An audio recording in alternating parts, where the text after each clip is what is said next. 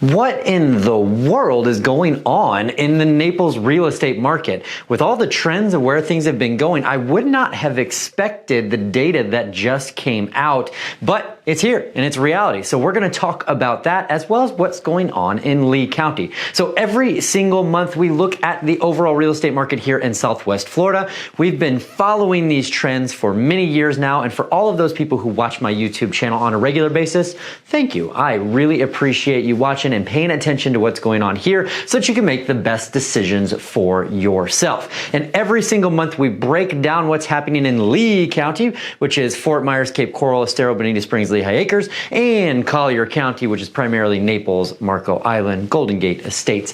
And we compare those year over year. What happened last year, what's happening this year, and some month over month as well. So one of the more important things that we talk about to begin with is the sold properties. These are the number of single family homes that sold over the past 30 days.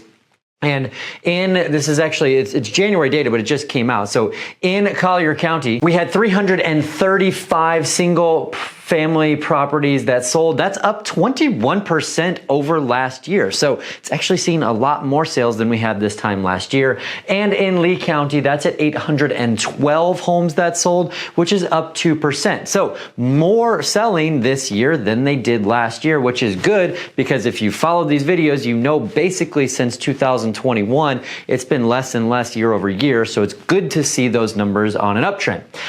Median price, this is what we're talking about. $925,000 is the median price for a single family home in Naples, Florida.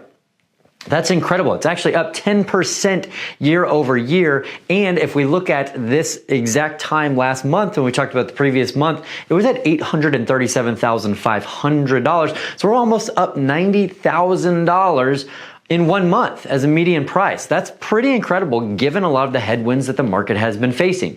Now, when it comes to Lee County, we're at $399,500, and that's down 1% compared to last year. And last month we were at $400,000. So really the big movement is happening in Naples, where a lot of our luxury market is, and that's seeing a big increase in price year over year and month over month.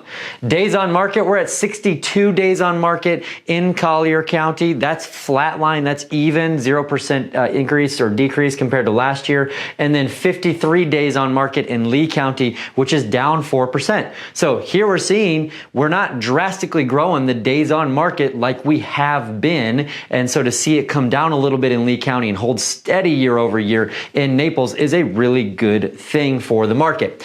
New listings that came on, 1,046 new listings in Collier County. That's up 27%.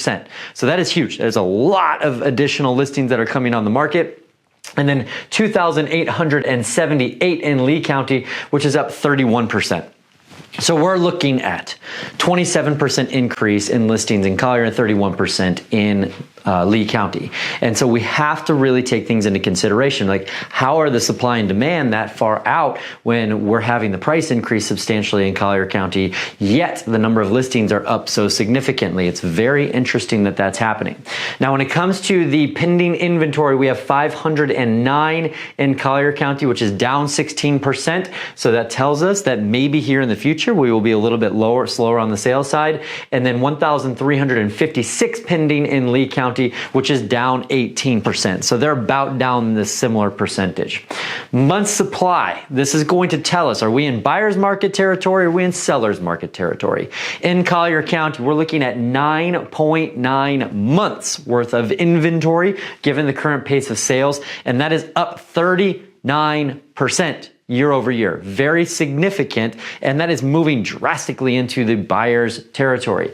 8.4 months worth of inventory in Lee County, which that's up 38% year over year. So the other thing I want to talk about real quick is the dollar volume. So this is the total dollars that were pumped into real estate in Collier County. It was at $600 million over the last 30 days. That's up 36% year over year. It's good that more money is coming into the local market. And there was $487 million in Lee County, which is down 3%. So we're seeing more investment into Collier County, and that is, sometimes that happens. And it's interesting in Southwest Florida how Collier may be at an advantage sometimes and Lee's going to be more at an advantage at other times. What I can tell you is that we have a significant amount of real estate that transacts in Collier County that are cash purchases. So that's not very dependent on what the interest rates are compared to a lower percentage or cash in Lee County. And so Lee County suffers more when interest rates are around, 6.5%, 7%, which they are right now. Now, here's what I would tell you. We've talked about this a bit, but we are now at 8 or 9 months worth of inventory. 4 to 5 months is really equilibrium as far as it's not favoring buyer or seller. And now we've moved very hard into the buyer's market territory. So when we have that kind of a situation, that means that the market favors you as a buyer and you're able to negotiate more than you have been in years past. No question about that. You can have contingencies in contracts these days, whether it's home sale, finance, inspections, where you could not do that a few years back. And we're seeing a lot of scenarios where people are able to negotiate significantly off the asking price of the home. Couple that with the fact that we're seeing on average about 10 to 11% of our overall inventory taking price reductions in any 7-day period. And so it's just a really good recipe for a buyer to be able to work a good deal. Now, if you're looking to sell, I want to tell you a story of two tales of two sellers in this given market.